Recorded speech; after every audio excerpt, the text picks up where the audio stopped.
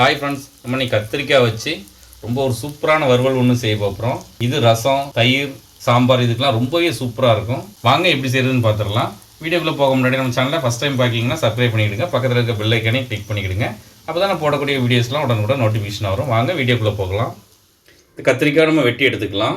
கத்திரிக்காயை வெட்டி கருத்துராமல் இருக்க தண்ணியில் போட்டு வச்சுருக்கேன். எண்ணெய் சேர்த்துப்போம் கடாயில். இப்போ எண்ணெய் சுடாயிட்டு இப்போ கொஞ்சமாக கடுகு சேர்த்துக்கலாம்.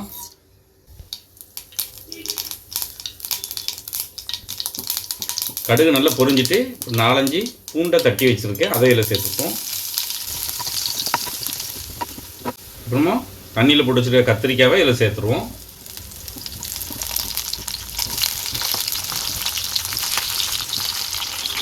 இந்த எண்ணெயிலே கத்திரிக்காவை நல்லா வதக்கி விட்டுருவோம்.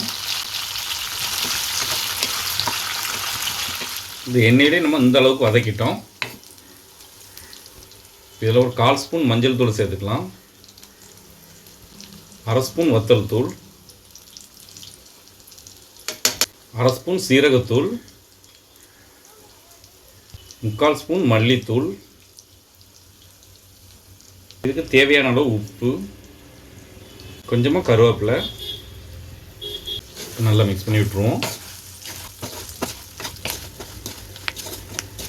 நல்லா வதக்கி விட்டாச்சு. ஸ்டவ்வை லோ ஃப்ளேமில் வச்சு ஒரு மூடி போட்டு மூடி வச்சுருவோம். கத்திரிக்காய் நல்லா வெந்து வரட்டு. ஒரு 5 நிமிஷம் ஆகிட்டு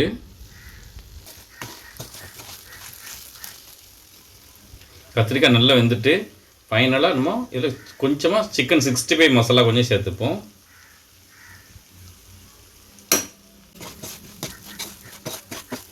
இப்போ நம்மளுடைய கத்திரிக்காய் வறுவல் ரெடி ஆகிட்டு ரொம்பவே டேஸ்ட்டாக இருக்கும். இந்த கத்திரிக்காய் வறுவல் வந்து ரச சாதம், சாம்பார் சாதம், தயிர் சாதம் இது எல்லாத்துக்குமே ரொம்ப சூப்பராக இருக்கும். நீங்களும் ஒரு ட்ரிப் ட்ரை பண்ணி பாருங்கள். இருந்துச்சுன்னு கமெண்ட்டில் சொல்லுங்கள். இந்த வீடியோ பிடிச்சிருந்தால் லைக் பண்ணுங்கள், உங்கள் ஃப்ரெண்ட்ஸ் அண்ட் ஃபேமிலிக்கும் ஷேர் பண்ணுங்கள். இதே போல் நிறைய வீடியோஸ் பார்க்குறதுக்கு மறக்காமல் நம்ம சேனலுக்கு சப்ஸ்கிரைப் பண்ணிக்கிடுங்க.